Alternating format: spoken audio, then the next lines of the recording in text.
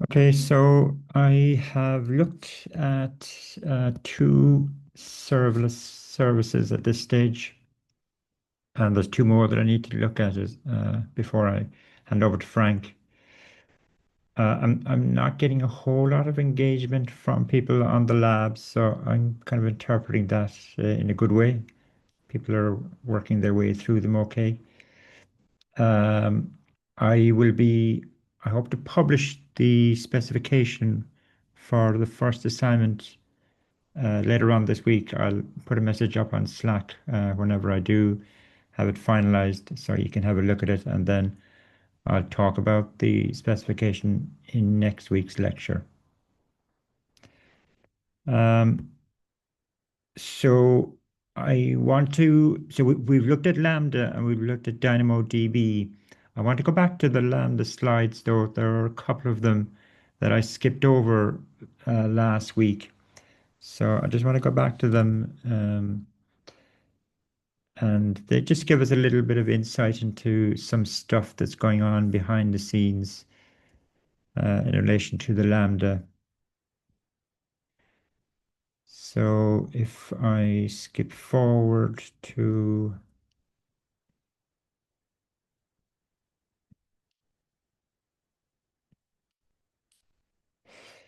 here. So uh, when you deploy a Lambda function, um, what that Lambda can do in terms of communicating with other services is determined by the execution role that's assigned to the Lambda. And as we know from last semester's Cloud App, or from the Cloud Architecture module, IAM is the service that controls everything in relation to security across the whole AWS platform. So an execution role is an IAM role that's assigned to a Lambda function. Now, there was nothing really uh, explicit anyway in our CDK code about execution roles and attaching execution roles to our functions. But our Lambda in the lab anyway, we had a Lambda that was talking to DynamoDB. So that's only going to be possible if the Lambda has an execution role and there is a policy. You might remember from the IAM stuff last semester, it's all about roles and policies in relation to IAM. So to use that language, we would say that there needs to be a role attached to our Lambda function. That role needs to have a policy or policies associated with it, which determine what the Lambda can do in terms of interacting with other services. So, um,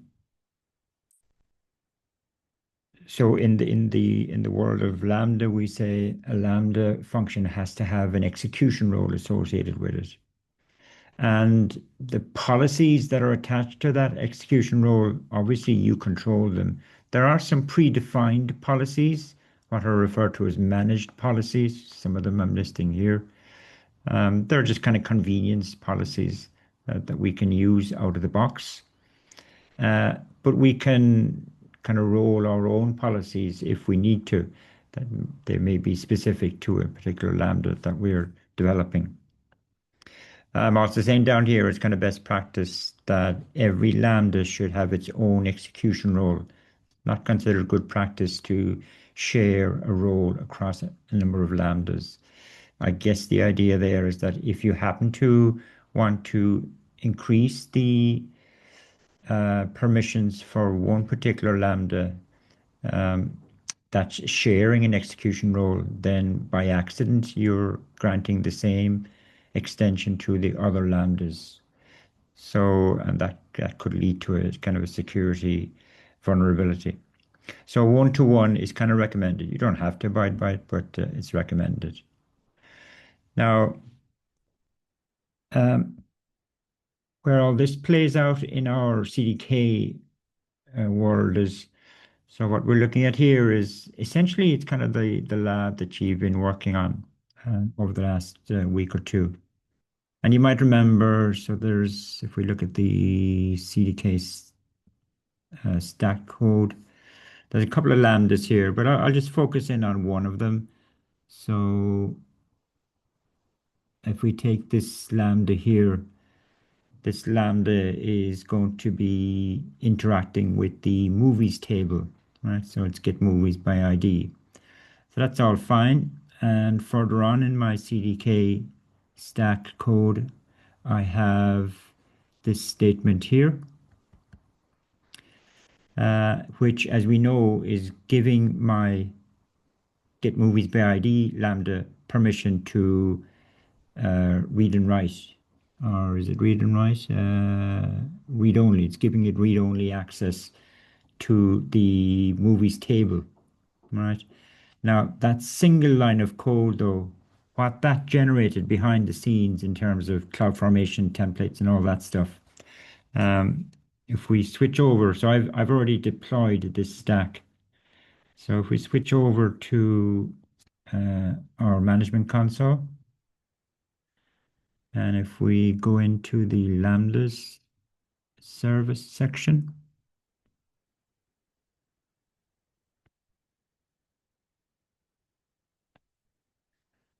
now I've got a couple of Lambdas here, but the one I'm interested in is, let's see,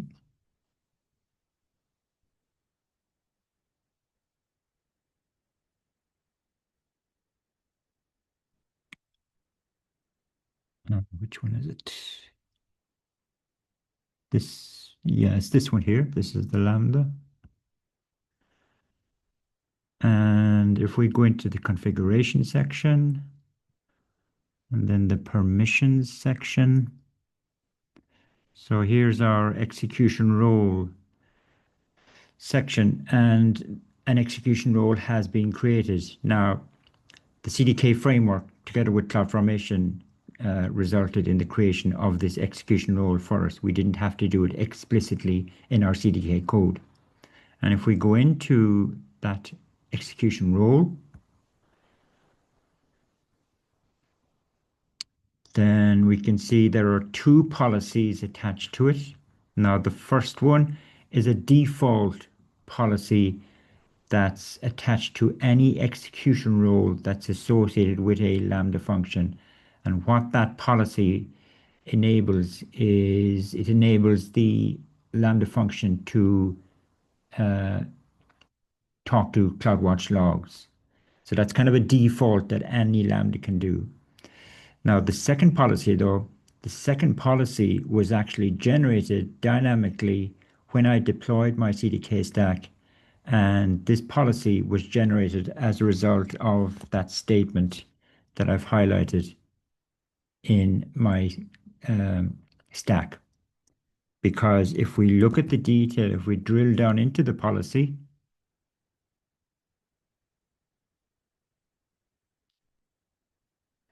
you can see it's all about allowing DynamoDB kind of read permissions. You know, each service, right? Each service has a web API interface to it.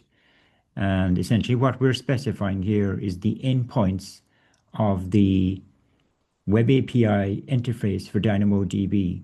Okay, and these are actual endpoints. So, and if you just kind of scan down through them, they're all essentially read related permissions. There's no write permission. If we scan down through them, no, they're all read and query type permissions. So this policy that we're looking at was generated and the policy was attached to the execution role, and the execution role was also generated by the CDK and CloudFormation together. Okay, so that's something that's happening behind the scenes. Now, sometimes you may want to actually encode your own policy in your CDK code. So how do we do that? And so just by way of example, if I uncomment this,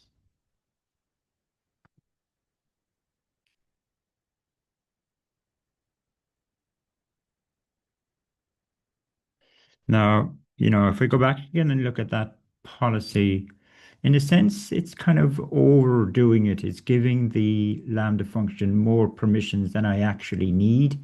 Really, the only permission that I need is, which one is it? This one here, right? Because the only thing my Lambda does is it reads individual items from my table. Doesn't really need the other permissions at all.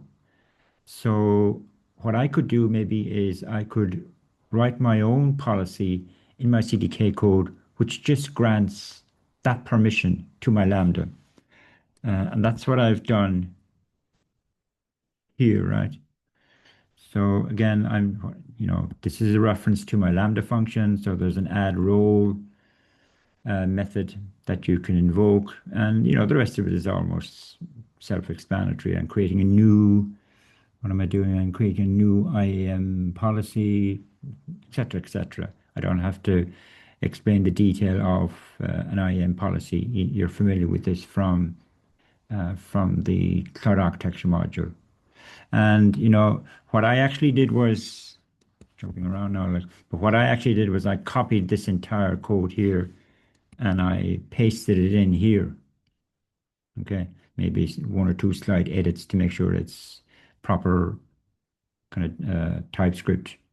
And you can see I've commented out all of the permissions that I don't need. I could have deleted them, but I've just left them there and commented it out. So the only one that's kind of active is that one. Okay. And so what it now means is that if I comment out this line here, so I'm taking away that, but I'm actually being explicit here. I'm actually coding my own policy here and attaching it to the Lambda. And if I CDK deploy those changes,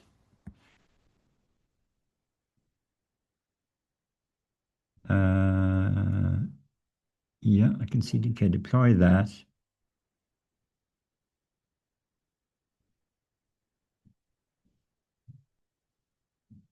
And I can confirm that.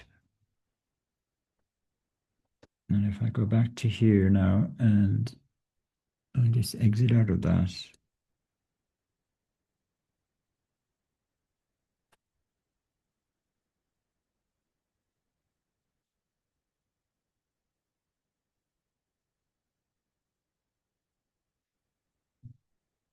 and when it's finished deploying, we'll go back in and look at the uh, policy that has been generated for me.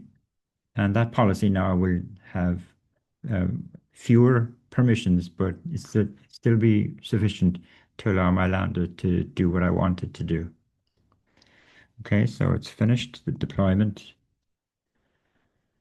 And I'll just do a refresh on this page.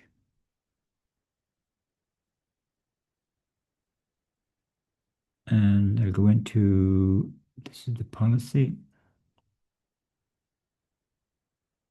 And, you can see there now that the only permission is the get item permission. And the Lambda, hopefully the Lambda still works.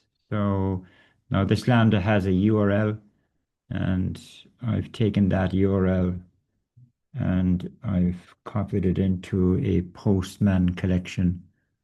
So you've got to take it for me now that I've configured this collection. So that's the URL there for the Lambda. And here's a GET request for a particular movie. So that will trigger my Lambda. And if I go send, okay, looks like I am getting the movie. Yeah. And the last thing I'll just demonstrate is if I undo all of those changes,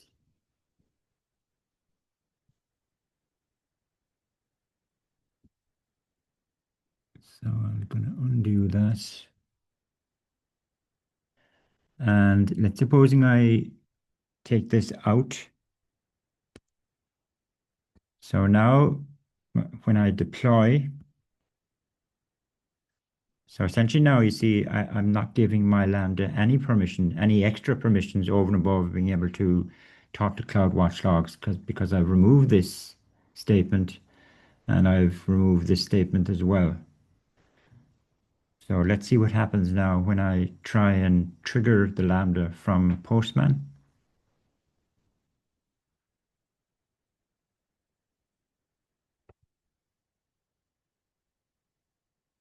I'm going to just jump into CloudWatch logs.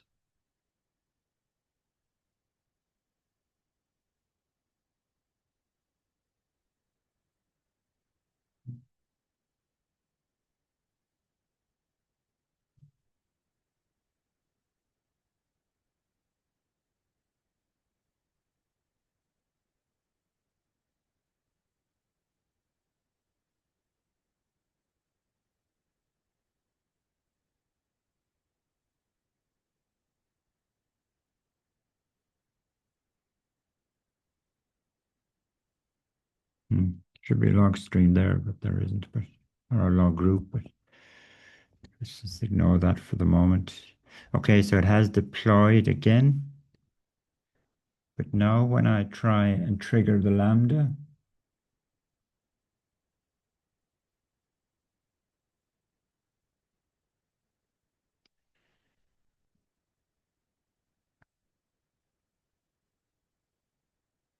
see here I'm getting an access denied, access denied.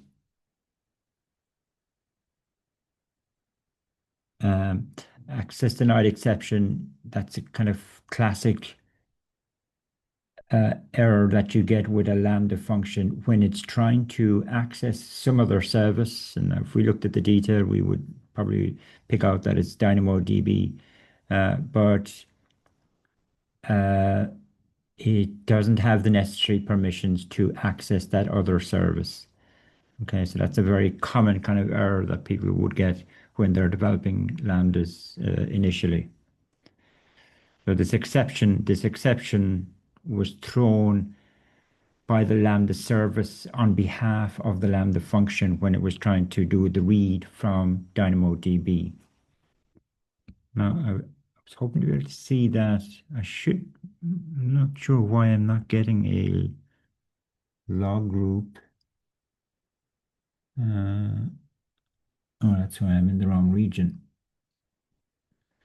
The way it jumps to a different region, but anyway.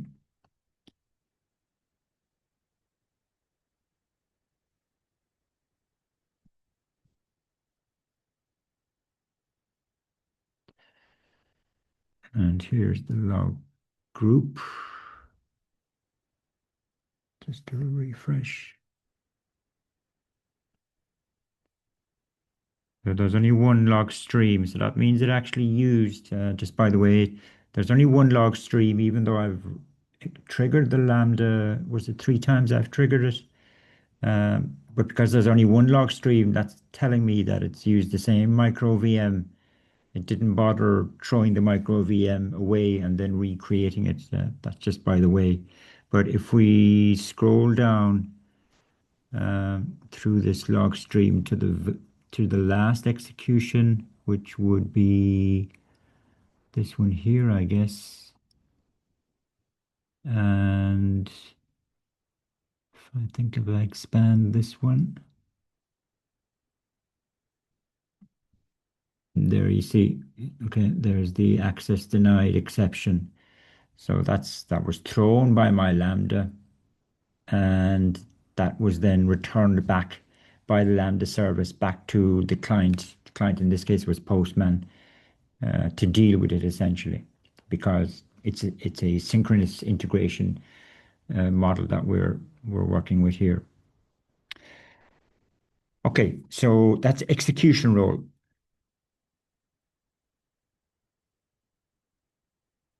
There's also something called the resource-based policy that every Lambda has. And what the resource-based policy controls is who can or what can trigger your Lambda. And the what in the sense of what other services can trigger a Lambda. We haven't had any example of that so far. You may have come across it in the cloud architecture module. But also it controls, if you want to give other AWS accounts permission to trigger your Lambda, where you would do that is in the resource-based policy of that Lambda. Now, again, if we go back and look at the Lambda that we've been looking at,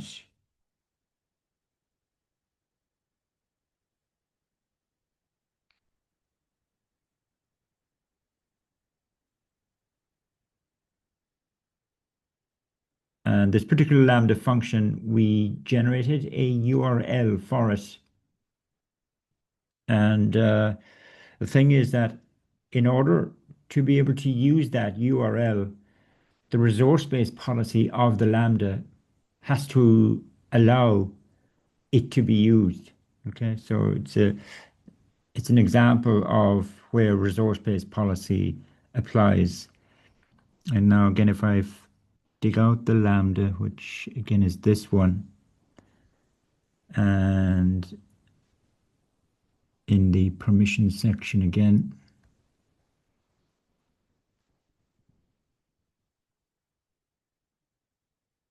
so you can see resource-based policy here. And there are two policies, but these again were generated. In this case, these were generated as a result of something in my CDK, and specifically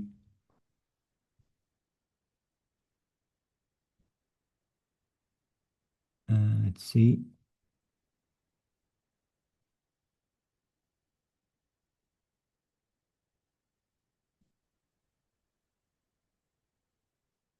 It's this bit here, right?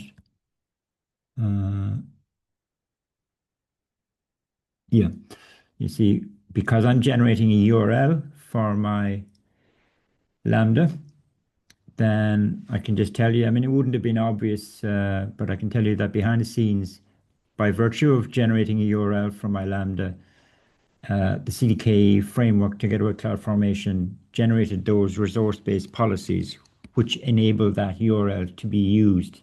And if you remember way back when you started looking at function URLs and we were having a problem with triggering the Lambda from the URL, well, that was because there was no resource-based policy being generated to allow that. It's a slightly kind of edge case, but if we look at the two policies, they're not as straightforward now, but they're you can see here they're talking about, well, that not that one out. That's actually probably not the best example. Let me close that off and pick out the second one. It's about invoke function URL. Okay, so the policy has got something to do with function URL, and it's about allowing any principal. Principal is star, so we're allowing any principal. Principal in this case would be another AWS service or any AWS account. So it's very open-ended. We could narrow it down if we wanted to, but we're allowing any principal to use the URL of this function in order to trigger it. That's essentially what's being expressed by this policy. But again, if I kind of manually deleted this policy here and then try and trigger the function via the URL, it wouldn't work because the Lambda no longer has the resource-based policy which allows the URL to be used. Same would happen, if you had S3 triggering a Lambda, then the resource-based policy of the Lambda would have to allow the S3 service to do that. We won't get to see that, but so that's the IAM side of Lambdas. So it's broken up into execution roles and resource-based policies.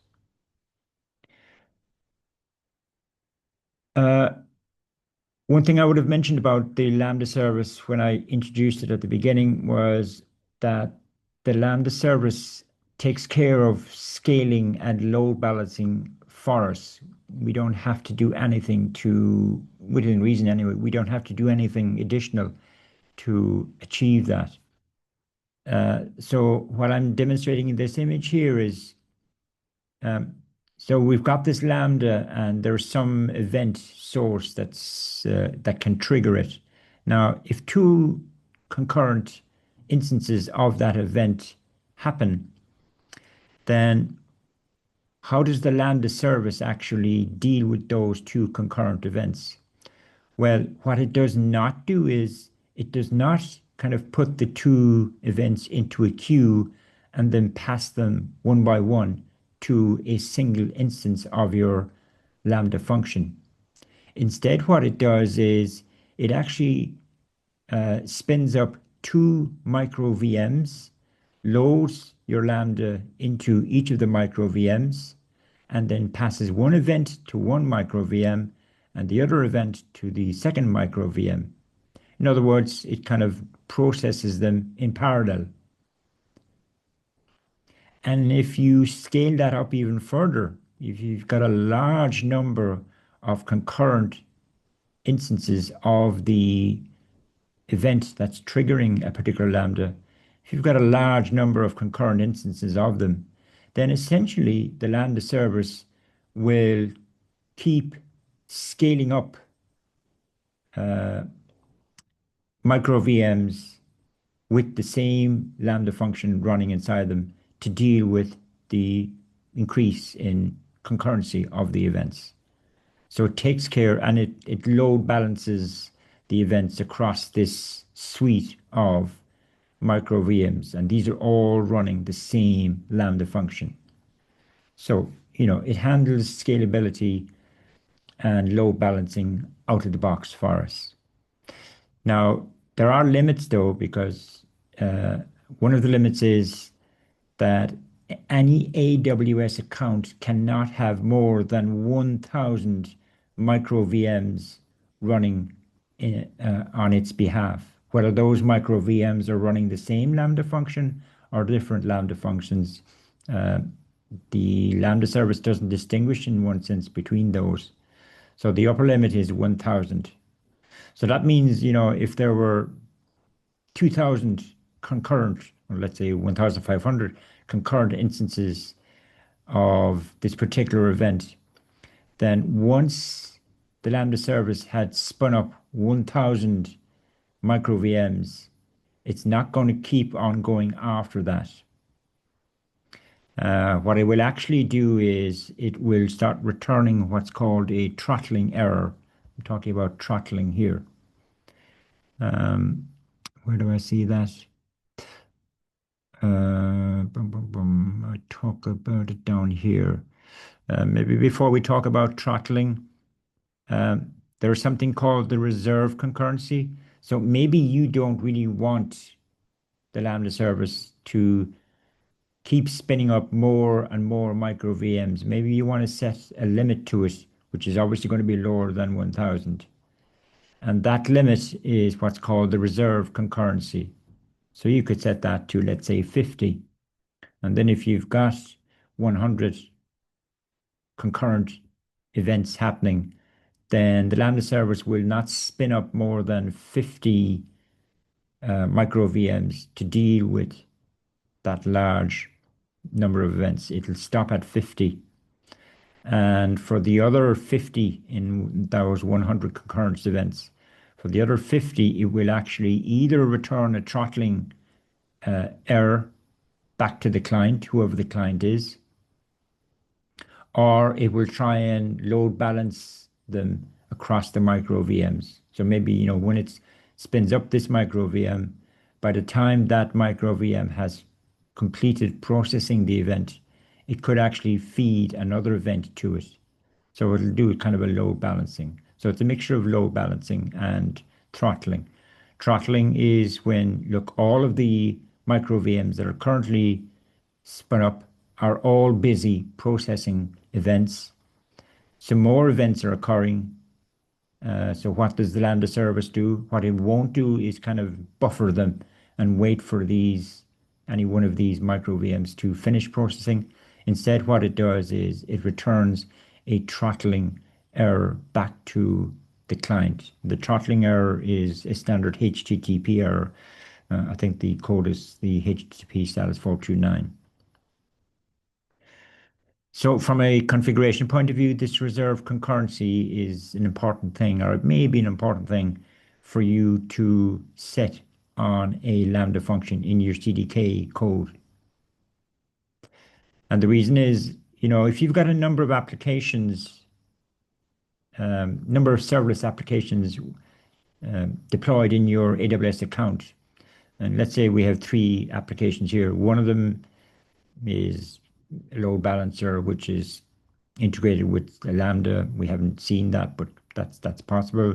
We've got another application which has API gateway that is integrated with a Lambda. And we've got another application which has a Lambda that, let's say it has a URL that we can trigger directly. So there are 3 separate applications. But if at a particular point in time, this application here is experiencing a large number of concurrent events, then, and let's say for neither of these 3 applications, we have not set a reserve concurrency for any of them, then what's going to happen is this application is going to consume our 1000 upper limit. So this application is going to have 1,000 micro VMs dealing with the large number of events, which means that any event that's targeting the Lambda here, or any event that's targeting the Lambda here, they're going to get a throttling error response back. And that's probably not desirable. It would be better if each of our applications was able to deal with some volume of events. So we would set a reserve concurrency on this one, and that would then allow these two to at least deal with some events rather than getting a throttling error for every event that occurs that's targeting them. So that's a little bit on the way that Lambda service deals with scaling and load balancing. It kind of comes out of the box. You have a certain amount of control over it, this reserve concurrency thing, but other than that, you let the Lambda service essentially do all of the hard work for you. The last thing I want to talk about is this thing called cold starts and warm starts and provision concurrency. So I've got a little demo, but let's see.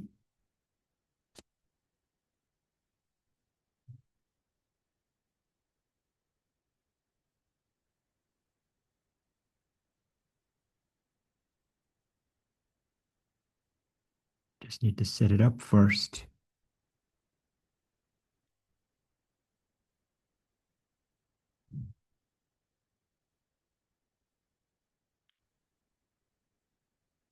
I just want to switch to another branch.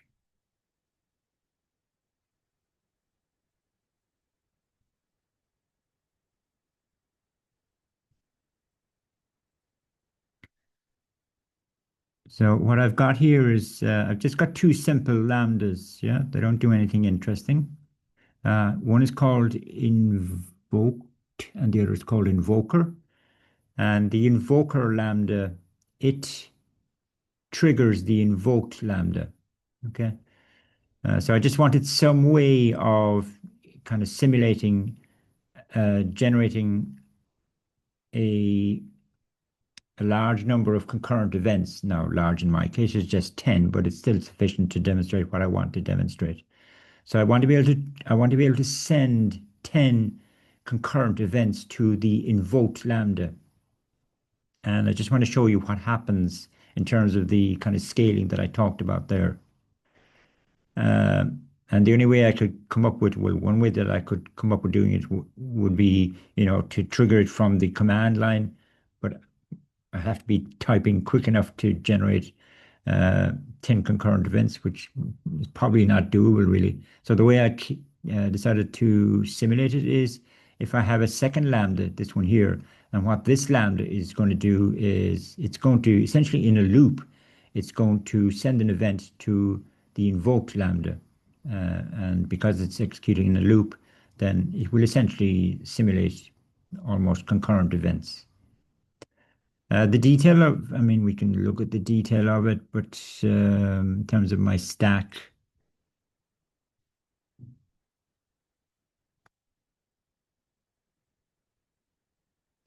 what have we got? Actually, the stack is the least interesting part. I've got one lambda, not the right one. I've got one lambda, I've got a URL for that lambda, second lambda, and a URL for it. And that's it really. And I'm just outputting the URLs of both lambdas. You can see here that I am passing the first lambda into the second one so that it can actually reference it and trigger it. And if I look at this, so this is the lambda that is doing the invoking. And if I look at it, you see it's got a for loop here. So I'm generating 10. I'm invoking the invoked lambda 10 times, essentially. Yeah. Uh, okay, so if I now trigger the invoker lambda, if I trigger that, then it's going to generate, it's going to invoke the invoked lambda 10 times. Okay, so all I need to do is just grab the URL for this one here, the invoker. And let's do that. Then I'm going to actually just clean out my CloudWatch logs just for convenience. There's always a danger that you're looking at old logs especially when you're debugging. So it's just a habit that I tend to follow, is just to clean them out every now and again. There's only one, so it's hardly necessary, I suppose, but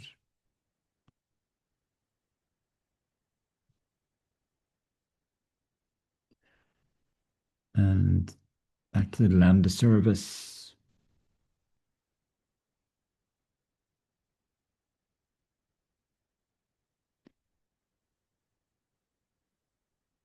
Okay, now maybe I should have called the lambdas just A and B, but an A is triggering B, but I called them invoked and invoker, which seemed like a good idea at the time. So let's get into the invoker lambda,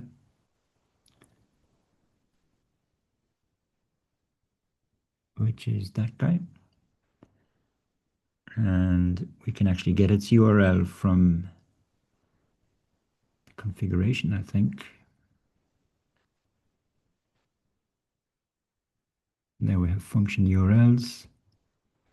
So when I click on this now, that's essentially going to send a GET request to my invoker lambda, essentially triggering it.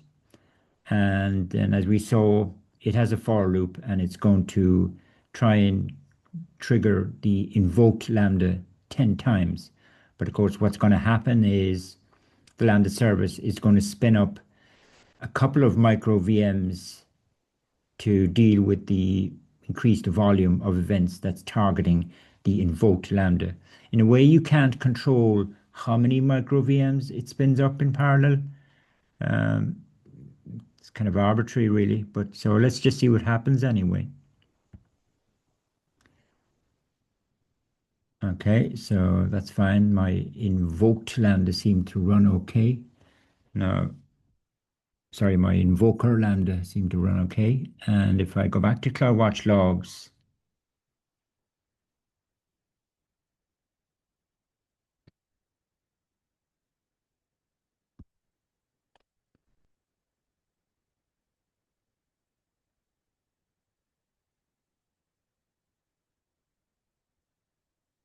I should have a log stream now for both the invoker and the invoked, but it's the invoked is what I'm interested in.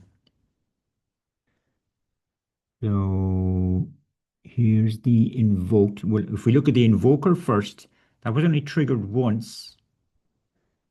So there's only one log stream.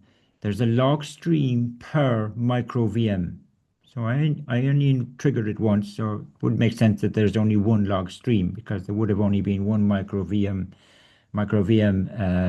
booted up to host the function and run it. But if we look at the other log group, which is the invoked log group, we can see there are 1, 2, 3, 4, 5 log streams. So that means that the Lambda service spun up 5 micro VMs, loaded each of them with the same invoked Lambda function, and essentially kind of distributed my 10 events, load balanced the 10 events across those micro VMs. And we've no way of controlling which event went to which micro VM, obviously. But if we just take any one of them kind of arbitrarily or randomly. Now, how we interpret this, and I think I might have mentioned this to you before. So, okay, we didn't look at the invoked Lambda, but there's actually nothing interesting in it. Right, there's just a console log and a return statement. There's no initialization code. There's just the Lambda handler itself, right? But the way you interpret the log stream, the init label here is telling us that it's executing the initialization code of my Lambda function. Okay, there was no code, but there has to be a kind of a starting point. So that's fine. And whenever you see start in the log stream, that signifies the start of the execution of the Lambda function itself.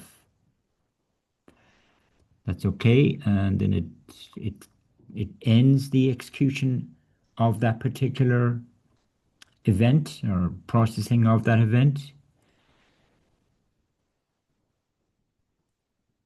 Here we have another start again, so that's telling me now that a second event has been fed by the Lambda service to the same micro VM,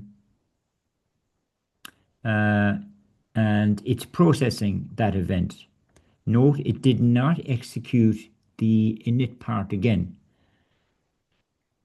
For any micro VM, it will only execute the init part once, but it may execute the handler function itself many times, depending on how many events have been passed into the micro VM. So we can tell, for example, there was one event passed into it, there was a second event passed into it, and there was a third event passed into it. So 3 of the 10 events were actually handled by one micro VM. And if we looked at the other log streams, which, you get something similar. Maybe some of these log streams may only handle one event. There's no real way of kind of predicting. That one didn't seem to handle anyone, actually. It's kind of an odd one, but that's okay. Sometimes it actually spins up a number of micro VMs. There's kind of a minimum number that it spins up, I think. And I think the minimum number is 5. Let's just look at one other one. Not much happening there either. It's kind of interesting, but what about this one? Yeah, a couple of there. So the overall point is that I'm trying to get to, there's quite a lot actually being handled by that one. So if we go back to the first one that I was looking at, which I think is this one, what we would say is that whenever you see init, then what we would say is that it's telling us that the micro VM or the execution of the handler was as a result of a cold start. It had to execute the initialization code first. So that's what we call a cold start. Whereas when it came to, let's say, this one here, the the handler function was not preceded by a cold start. It didn't need to. The cold start part of the initialization part of your Lambda, that's only executed once within a micro VM instance. Okay. And that's what we refer to as a cold start. A warm start is where an event is processed by a micro VM, but it didn't need to be preceded by the initialization part.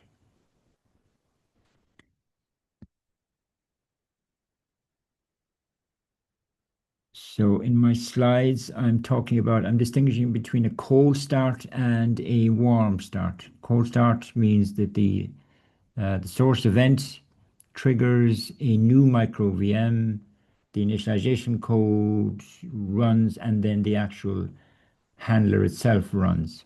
Whereas a warm start, the micro VM is being reused essentially. Okay. And okay, I'm jumping back and forth, but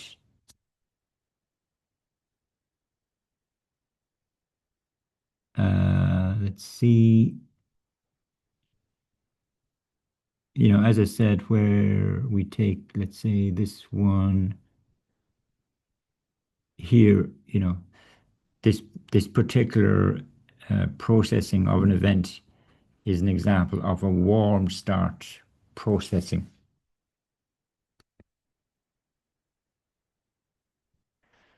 And clearly cold starts take longer than warm starts. So you'd like to try and maximize the number of warm starts of a micro VM. And one way you can achieve that is by setting what's called the provision concurrency. So there's two types of concurrency. There's reserved concurrency and provision concurrency. Provision concurrency, essentially what it will achieve is it will tell the Lambda service to kind of prepare some micro VMs even before any events have occurred. Spin up a micro VM, load a particular Lambda function into it, and just execute the initialization part. Don't execute the body of the handler itself because there is no event available. But that micro VM then is held until an actual event occurs. So it's a balancing act really as to how much provision concurrency you might think would be useful. Because obviously what we want to try and achieve is we want to minimize the latency associated with processing any event. And we minimize that by increasing the number of warm starts. So these are kind of things that you can tweak. Provision concurrency, reserve concurrency. These are dials that you can control to try and minimize latency. Right. That's all I want to cover on the Lambda side. I don't know if that triggers any questions in your minds, but I'll give you a chance to ask questions if you want to.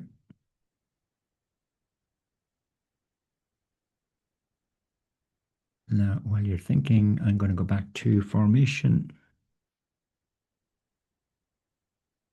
And I'm just going to shut down some.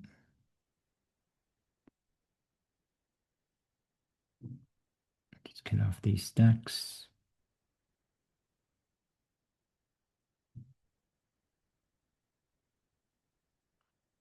I guess with that kind of concurrency stuff, it's stuff that you kind of play around really, if you're interested. There's no real necessity, but it's good to be aware of what's happening internally within the AWS infrastructure.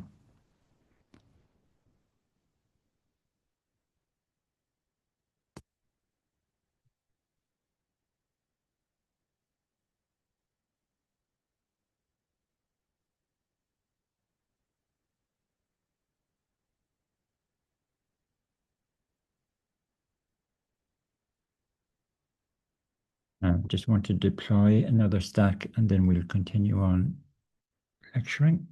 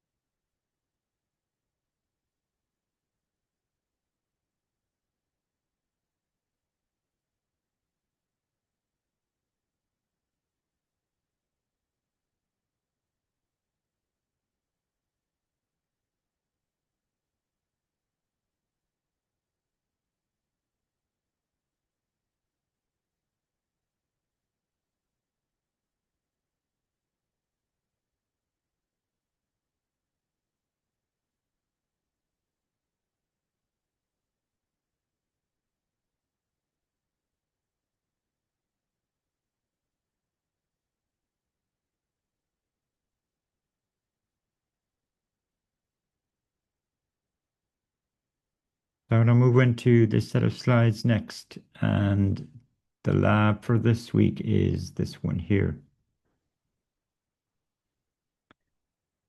So right now, the only what we have from a kind of application architecture point of view is we have lambdas that are talking to DynamoDB, but and a lambda has a URL. That's the most convenient way of triggering a lambda. But each lambda has its own unique URL. We'd like to maybe improve that a little bit. Maybe have one entry point for our lambdas and then have some sort of filtering of requests to or routing of requests to particular lambdas, maybe depending on the path name of the URL.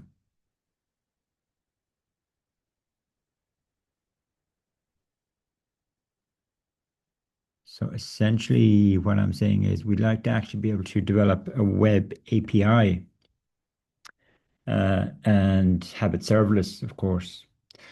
What do we mean by a web API? Well, I'm pretty sure everybody knows what we mean by a web API, but just to be sure. So we've got some functionality. Now we know that in the serverless space, that functionality is going to be implemented by a bunch of lambdas, and there may be database over here. We'd like to have a kind of a single point of contact or a single interface to the outside world, to our lambdas. Okay, and that's essentially what we would call the web API part of this overall application.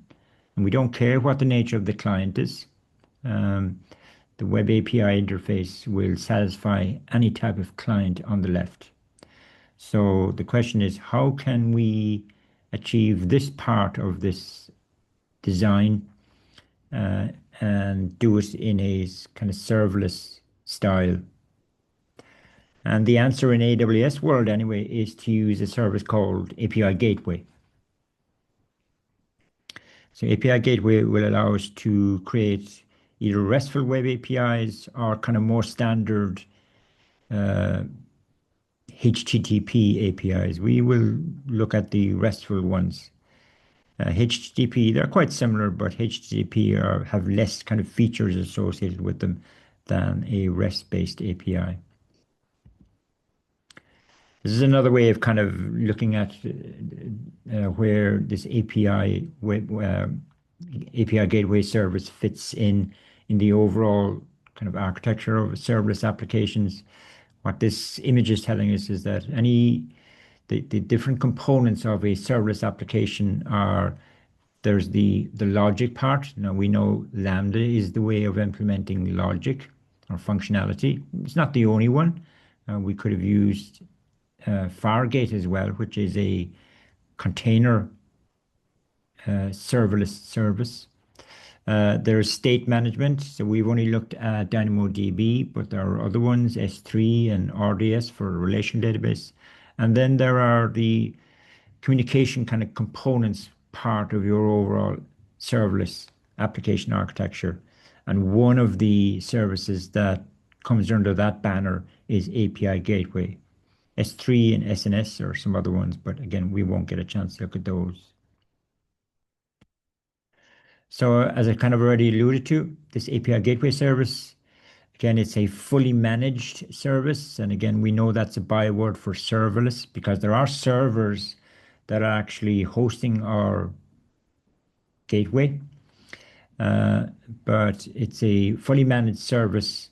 Now, it deals with all aspects of your web API interface, both creating them, publishing them, maintaining and monitoring them, all of that. We won't get to look at a lot of those, unfortunately, but it kind of deals with the full suite of tasks that are associated with creating a web API interface. Whether it be REST-based, HTTP-based, it supports WebSocket protocol as well. This is kind of your classic example where you've got some Lambda, you've got a number of Lambda functions, all which are collectively implement the functionality of our application. You've probably got a database at the back end. and we want to have an interface to this entire kind of suite of Lambdas, and that's where API gateway. So we need to kind of configure this to be able to receive requests over the HTTP protocol and then route the request to the relevant Lambda, depending on maybe the path of the HTTP request or some other properties of it. So how do we create this in the CDK, and how do we configure it? And it turns out to be quite straightforward, really. That API gateway service, there are many features to it, most of which we won't get to look at, but just to quickly go down through them. You can have versioning of your web APIs. Yeah, clearly your web API may evolve over time, but some clients maybe want to work with the old version of an API, and newer clients want to work with newer versions, but still you'd like the gateway service to be able to deal with managing multiple versions, and that's built into the service. Handles different environments. Again, environments in this case means kind of dev, test, QA, staging, prod. So you can have multiple environments running in parallel, as well as kind of multiple versions. Handles security, of course, both the authentication and authorization, although it'll be another service actually that will deal with that in our case. You can associate API keys with your API gateway. The idea there is that requests that are targeting a particular Lambda, those requests may need to include an API key with them before the gateway will allow the request to be forwarded on to the Lambda. And we're familiar with API keys anyway, I'm sure, from any online services that you use. But you can get the API gateway service to generate these API keys for you. And you can associate kind of policies with these keys. Policies in this case might be you might want to limit the amount of requests that you're allowing the user to send to your backend over a particular period of time. And if the user tries to exceed that limit, then you return a throttling error again. It supports both the Swagger and the Open API, sorry.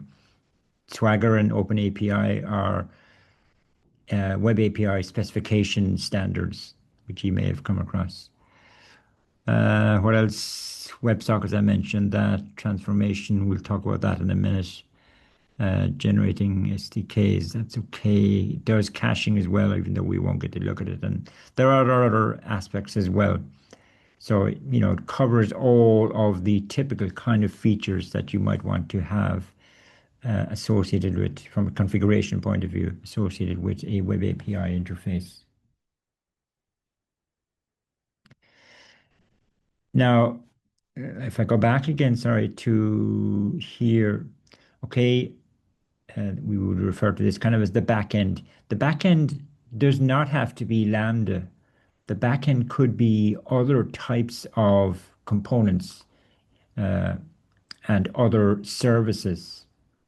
So what we would say is that API Gateway, it integrates with different types of backend services, but then you have to specify what that integration model is.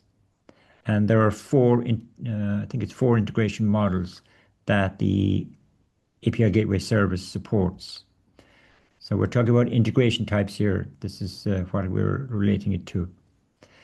The first one essentially is where you don't have any backend. It's called a mock integration, and that can be useful when you're testing.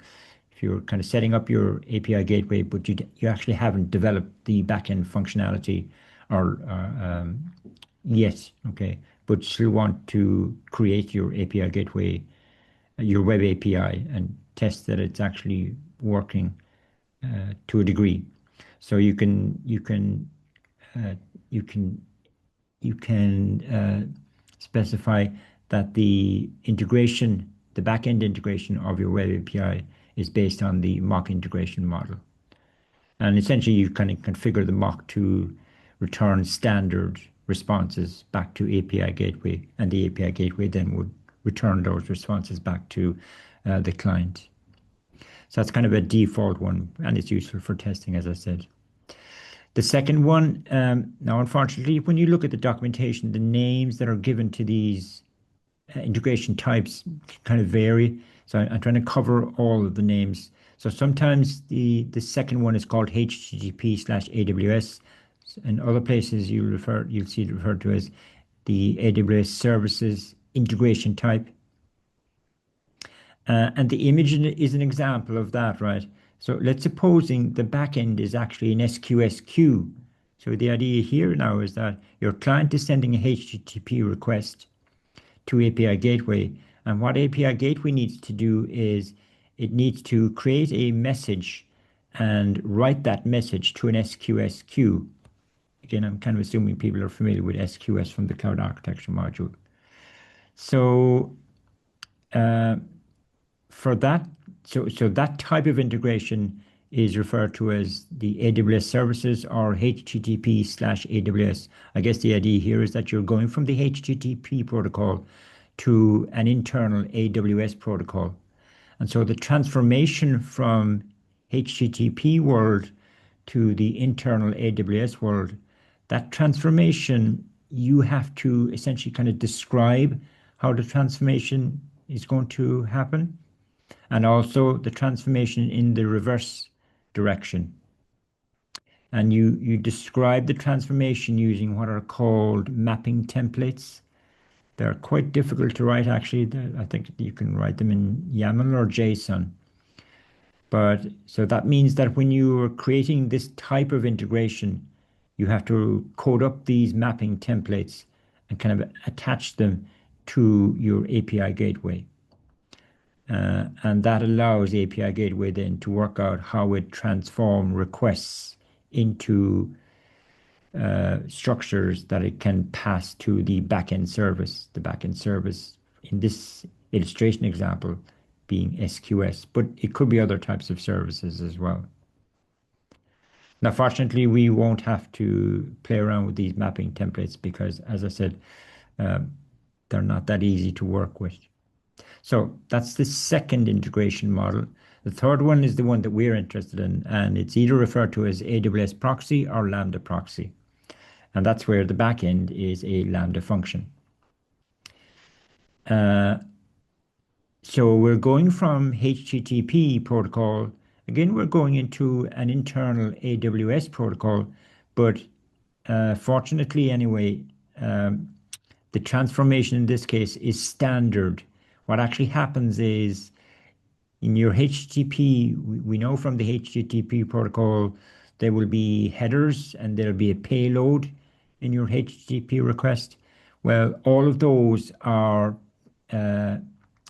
wrapped inside the event object that's passed to your Lambda. Remember, the first argument of your Lambda function is an event object. Well, the API gateway will take care of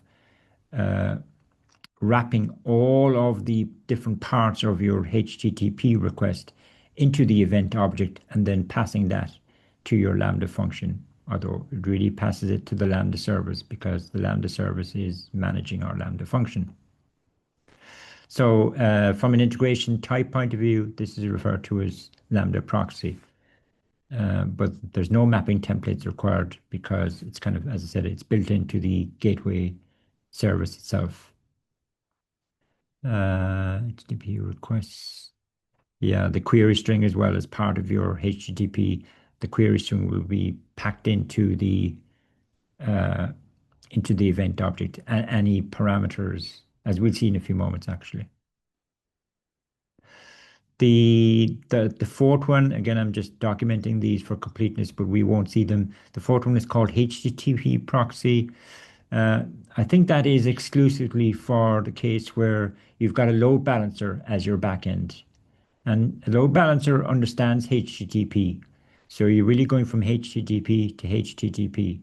So really in that case, Um, the API gateway is just simply proxying the request on to the backend. It doesn't need to do any transformation or mapping. Uh, yeah, so that's fine. But we're only interested in this module area in this one here. And as it turns out, we don't really have to do any uh, work really to get it to work. We just tell the API gateway, look, we want to use the Lambda proxy integration type, and API gateway takes care of the rest. You do have to configure the CORS uh, configuration for your API gateway. I'm assuming people are familiar with CORS. So the image is just reminding you of what CORS is all about. The basic idea is that your client and your API gateway, like if they have different domain names. So in this little example, we're saying, let's say the client is a React app, which is hosted on the S3 service, which you can do, but it has its own domain name. And your API gateway also has a domain name, but they're different domains. And because they're different domains, that means any request from your React app to API gateway, uh, you first of all kind of have to ask API gateway the permission. Does it accept requests from this other domain? Okay, that's what CORS is all about, cross-domain or cross-origin requests. So for now, all I'm just going to say is you have to configure your API gateway with its CORS configuration.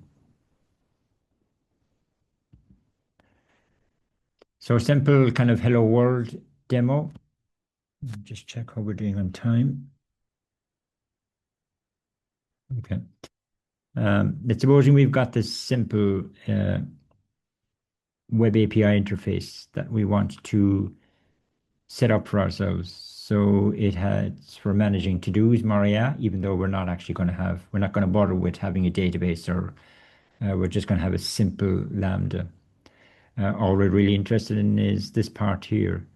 So this is the design of my web API. I want to have a /todos endpoint in my API, and that needs to support both a GET and POST request. And I suppose in real life, a GET request to /todos, that should return all of the to-dos in my database. Although, as I said, we're not going to bother with that part of it. We're just interested in making sure that we can trigger the Lambda. A post typically would be when you want to add. In this case, it would be adding a to-do. So we need this endpoint in our web API, and it needs to support both GET and POST requests. And we also want this endpoint. And again, people are probably familiar with the way we specify these paths. When we've got the kind of curly braces around part of a path, that represents a path variable or a path parameter. So in this case, this part of the path would tend to specify the ID of a particular to-do. So this entire endpoint is essentially kind of referring to a particular to-do in my database. Yeah. And it's only going to support a GET request. So how do I describe this web API using the API Gateway service? Yeah. And how do we do it in the CDK, using the CDK framework? So here's my project. Now, just for convenience, right, I've just got one Lambda. So it's the same Lambda that I'm going to be triggering for each of the endpoints in my web API, because we're not really interested in the functionality. It's pretty trivial at this stage. We know how to write lambdas that talk to DynamoDB, so we can just ignore that kind of detail for this simple illustration. So it is actually going to be the same lambda that each of my endpoints is going to be triggering. And that's not a problem. And the Lambda just does a console log and a return statement. So in the stack itself, then,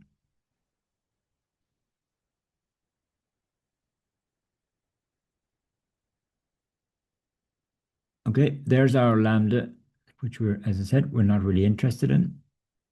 And here we go. Uh, so here we're creating a kind of a blank web API. So this REST API, that's another example of an L2 construct. And here's the configuration. And like every L2 construct, it has three parameters: the scope of the construct, which is going to be the current stack, some sort of string label for it, and then the actual configuration. And so this is the configuration that's specific to a RESTful web API. And some of them are, here's the cores configuration, and I'm essentially making it kind of fully accessible to any client, but you can be more detailed about that. I'm setting by, sorry, oh yeah, by stage name here, we're saying that's kind of the environment, the dev, test, prod, QA environments. So I'm setting, and the environment names are not prescribed. They can be any names that you want them to be. So I'm setting the environment to the dev environment. So dev will actually be part of the URL, as it turns out. It'll be, in my case,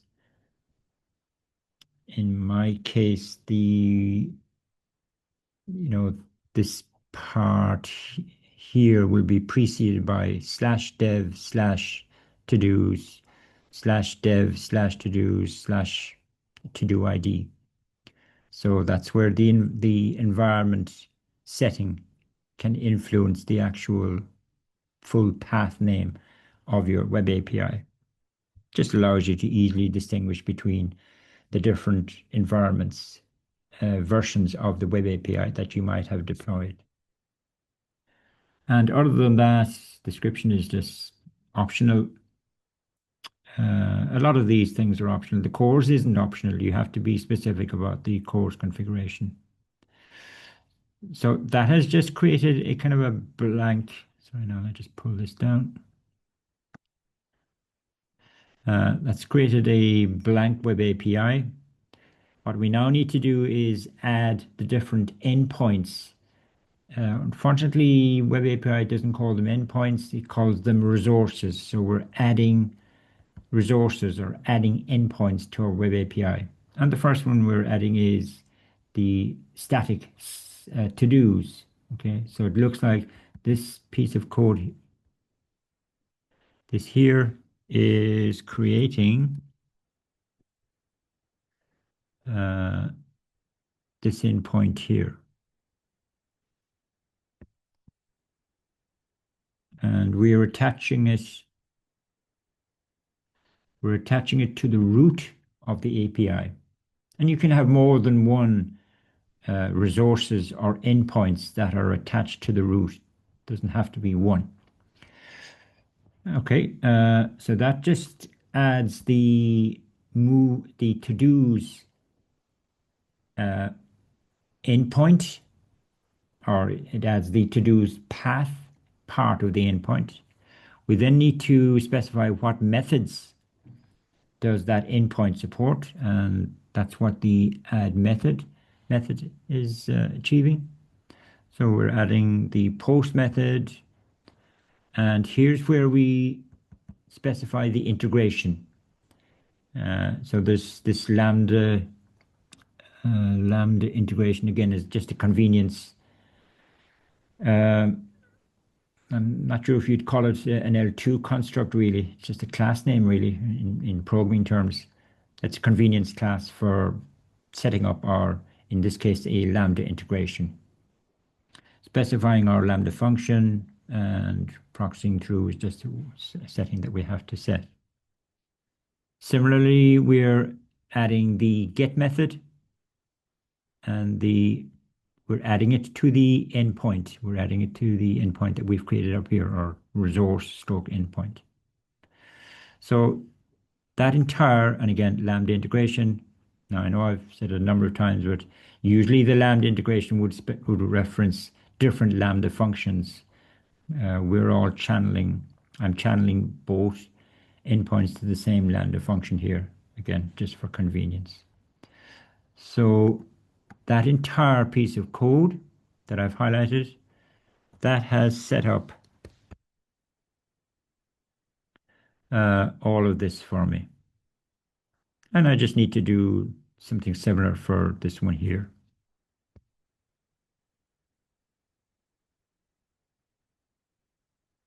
Although what I'm doing here now is I'm adding a resource or I'm adding an endpoint, but I'm not adding it to root.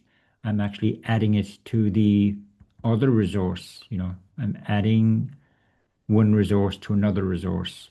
And so I know for jumping around, but essentially kind of I'm adding this resource to this one, which gives me that then as being the complete path name. But in this case, I don't want it to be, I don't know, where is it? Yeah, I want that part of the path to be a variable that I can actually access within my Lambda function, which is why I'm putting the curly braces around it. That turns it into a variable name, essentially. There was no curly braces around around, this is just a static string. So again, that might be a typical error that people would make. Okay, so I've added the resource and then I add the method as before. So that creates my API gateway and my web API, and I have my Lambda function. Now I've run CDK deploy on this. I did run CDK deploy, didn't I?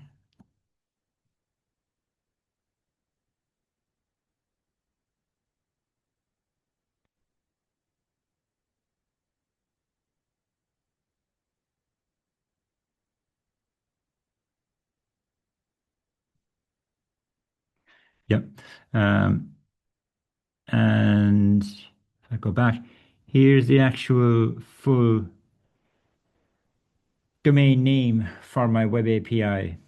You'll notice in my CDK code, I'm not actually outputting anything from this stack, but I am getting an output from the stack when I deployed it. That's because if an API gateway is part of your stack, then the CDK framework automatically outputs the full domain name of the web API for you. So this is the full domain name. And you can see there's a /dev at the end of the domain name. So if I grab that, although maybe before I do that, if I just switch over to the management console and go into the gateway service.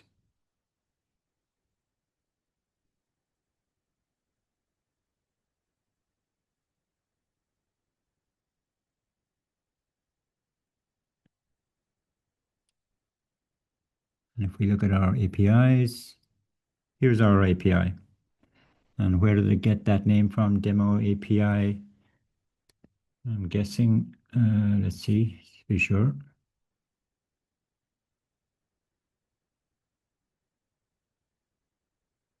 Yeah, probably got it from there. And if we drill down into it, here we're getting a nice visual representation of the different endpoints in my web API. And we can click through all of them. We click through this one. We're getting kind of, again, a visual here on the right of the integration type.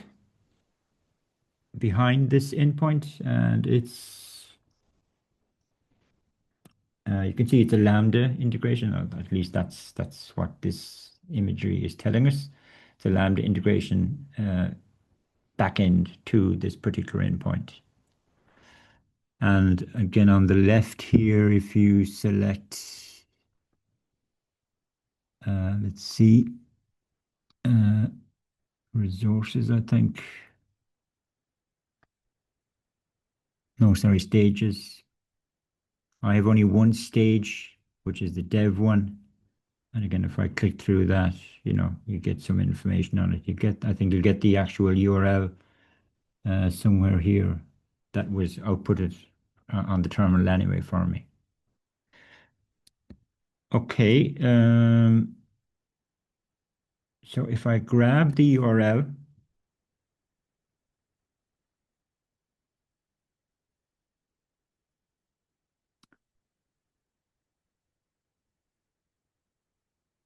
wherever it is there, sorry, where is it? There it is there. Copy that.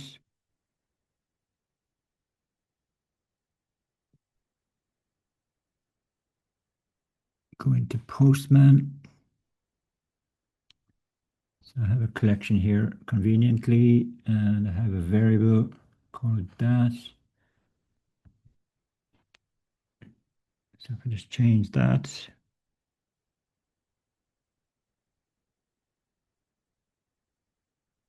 And so now if I send a GET request to the URL slash to-dos, and let's say I'll get rid of turn all of these off actually.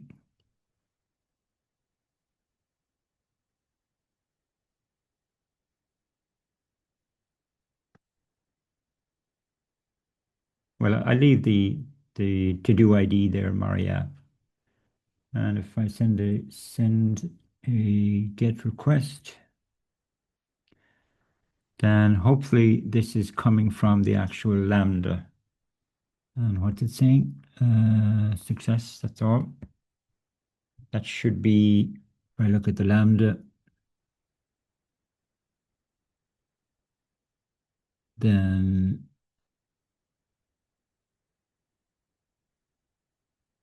sorry, where is it? Message. Yeah, it looks like it's the right one anyway. It's coming from, it is triggering the Lambda. Do I have an example of the post?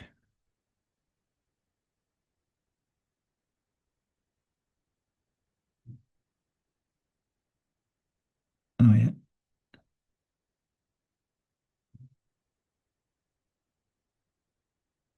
Okay, we'll look at this one in a second. So if we wanted to send a post request, now I don't have any type checking on what is the structure of it to do.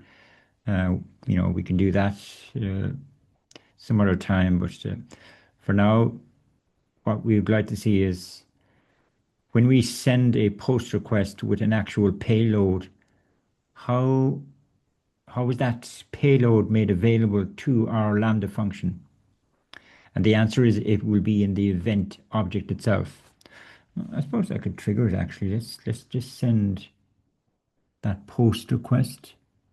So that's going to trigger the same Lambda, which is okay. And in my Lambda, I'm console logging the event object. So if I go over to CloudWatch logs,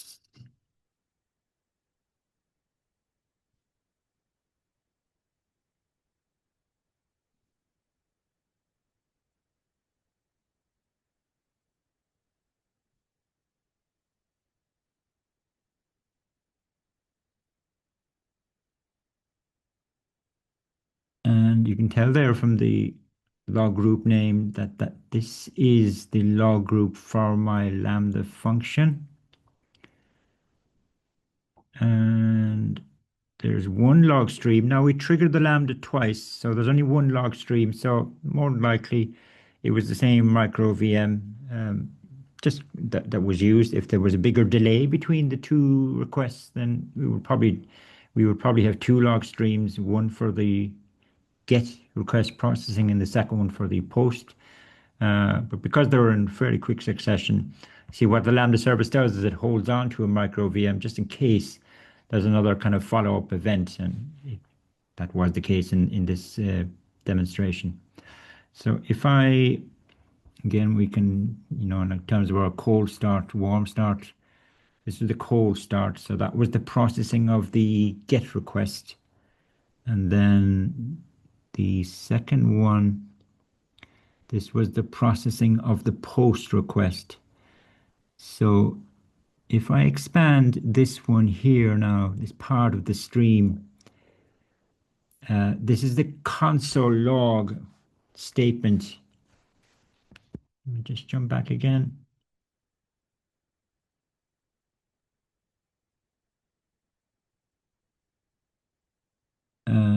Yeah, this is the console log, and we're console logging the event of the event parameter that's passed into the Lambda function.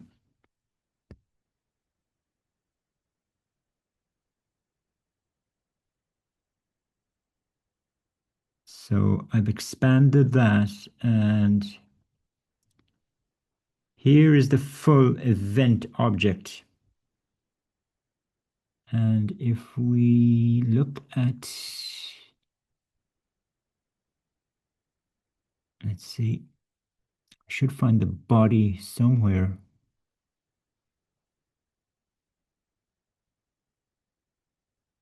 Hopefully.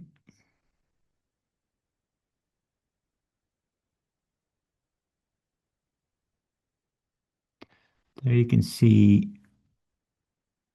body. And what we're actually seeing here is a stringified version of the payload that was passed as part of my post request. Okay, so let's go back to Postman. This was the payload, okay, which is a JSON structure. But what API Gateway does is it takes that JSON structure and it stringifies it. And then it attaches that stringified version of the payload. It inserts that into the event object. And that's what I'm highlighting here. Now, what you would need to do in your code, then in your Lambda code, is to just run, take this value here, this entire string, and pass it to the json.parse method. And you'll be doing that, I think, in this week's lab. So you do need to parse that in order to be able to process it inside your Lambda function. Clearly you want to process it as a JSON structure and not as this quite ugly looking kind of stringified version. But the body is there available to us. That's the main point. Or sorry, the payload is available to us within the event object. And you can see there's lots of information available to us in the event object.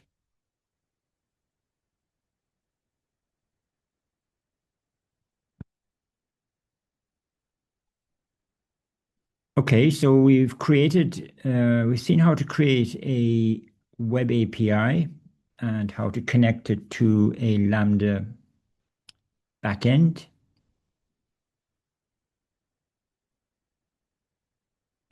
Okay, they're just screenshots of stuff that I've shown you. That's all right. And that's just excerpts of the code in the stack file. So that's okay. We've talked our way through that.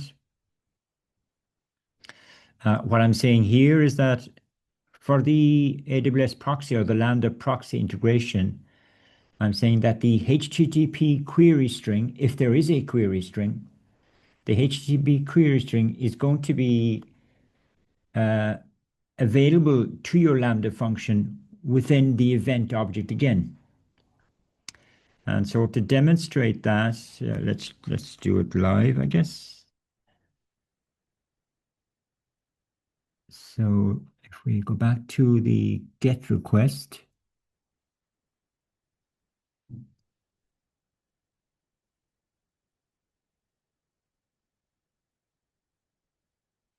So again, I would have to have specified what are the query string options in the overall specification for the web API.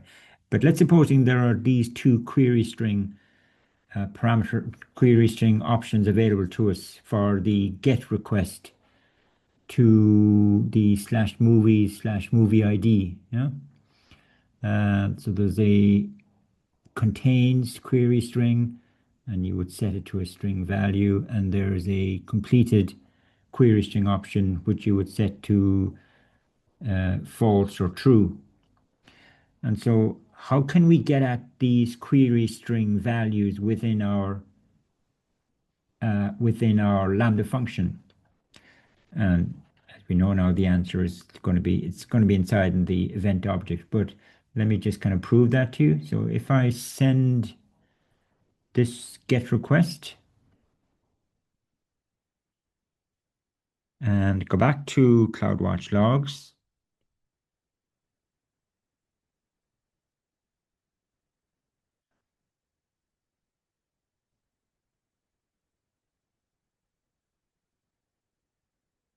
okay, in this case, because there was such a delay between this request and the previous one, there's actually a new log stream, so it's a new micro VM.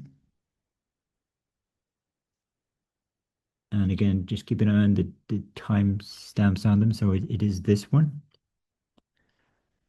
And again, we want to expand the console log, which would be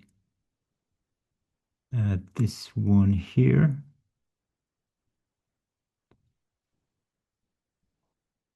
Okay, so here's the event object. And again, if we scan down through it,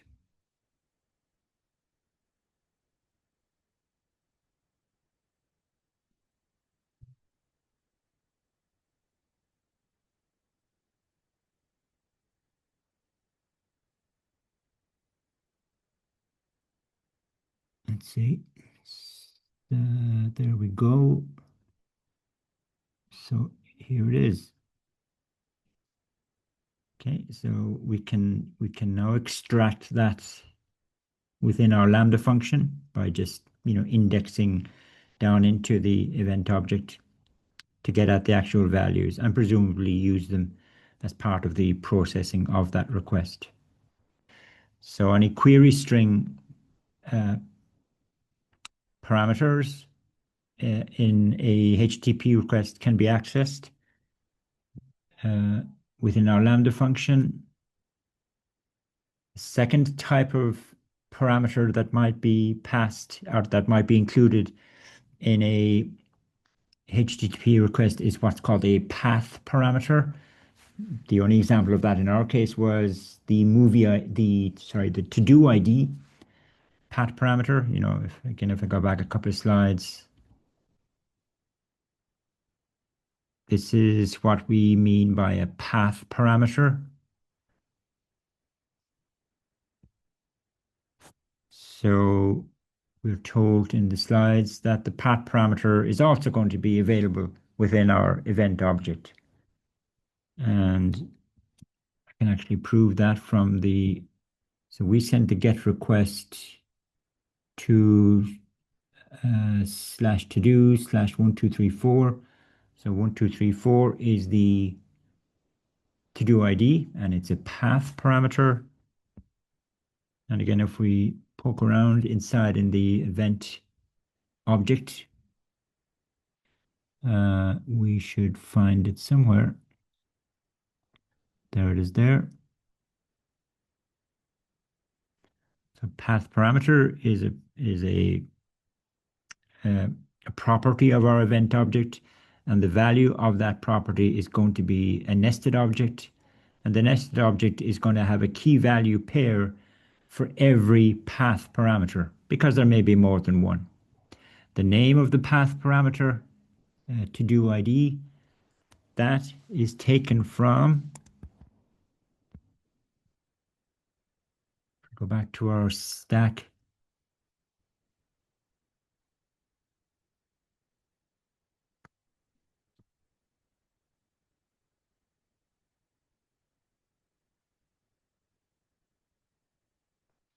It's taken from whatever kind of variable name you used there.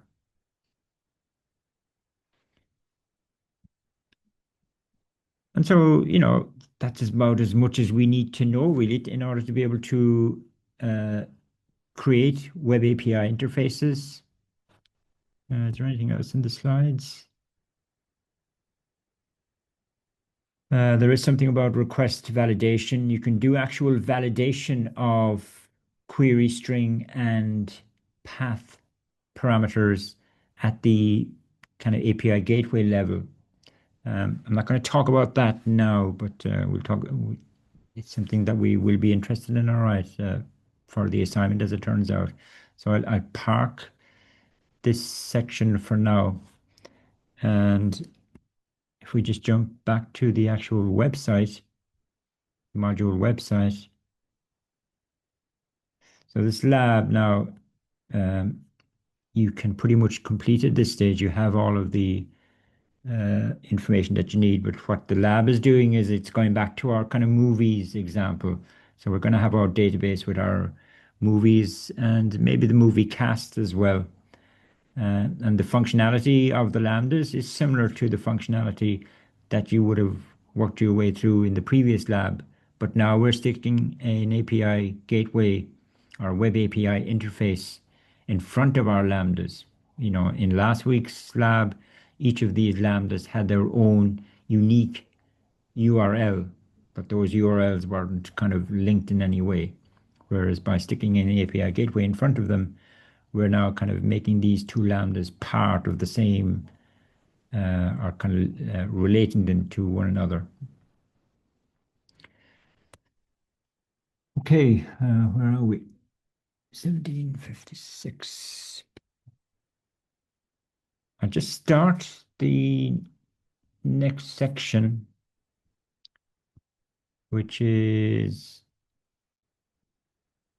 there is this service called Cognito, AWS Cognito. And what Cognito essentially does for us is it takes care of creating and managing user accounts for a web API. Rather than us kind of rolling our own user account management functionality, this Cognito service will do a lot of that for us. And it's also a serverless service. So I'm saying that Cognito kind of is part of what we might put under the banner of state management for a serverless web-based application. So I've kind of put it in here. And what is the objective here? The objective is to be able to give users some sort of identity so that they can access our web APIs. And, it's a normal kind of user registration, login, log out, change password, all of those kind of standard aspects of any web API. Again, as I said, rather than us coding all of that from the ground up, we can leverage this Cognito service to help us, at least anyway, in taking care of some of the standard aspects of it. Now, in the world of Cognito, we have what are called user pools and identity pools. User pools are what we will be interested in. So user pools are, where you have this kind of standard sign in, sign out kind of functionality. And you can integrate user pools with your API gateway, which is really what we want to do. But user pools are all about, giving people usernames and passwords and using those then as credentials when they want to try and access our backend functionality.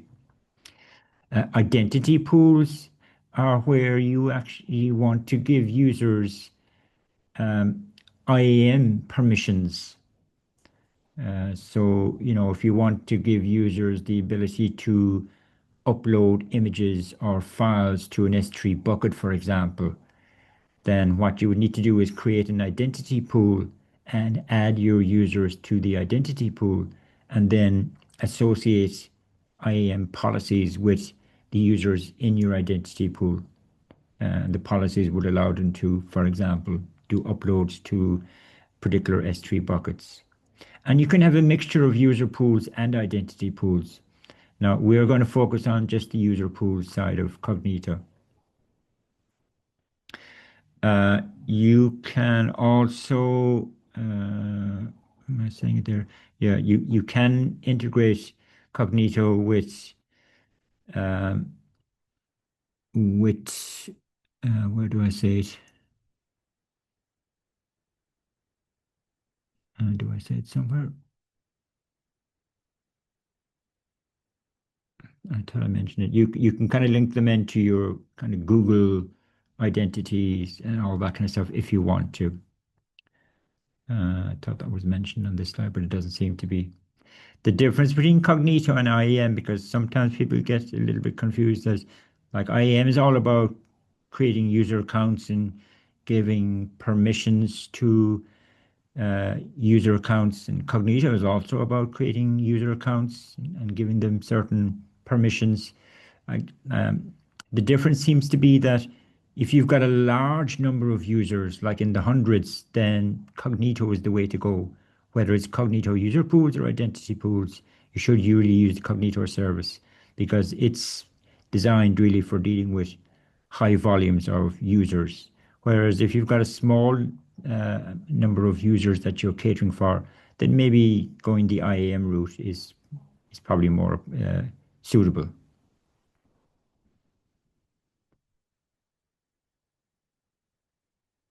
Um, Maybe I should just stop. Let me just check the time again. Yeah, okay.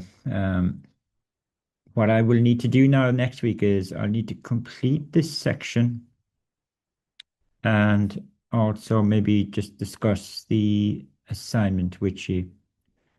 And then then essentially I'm kind of finished my side of this module. So for the coming week, you can work on that Web API lab. And again, contact me over Slack or face-to-face on Thursday if you've got any questions. As I said, I'll post a message on Slack when I have the assignment spec ready. And I'll publish it on the website. And you should obviously have a read through it before next week's lecture, just in case there are any questions to clarify parts of it that you might have. Okay. If there aren't any questions right now from you, I will think I'll leave it at that. So I'll be in touch with you during the week. Thanks. Bye bye.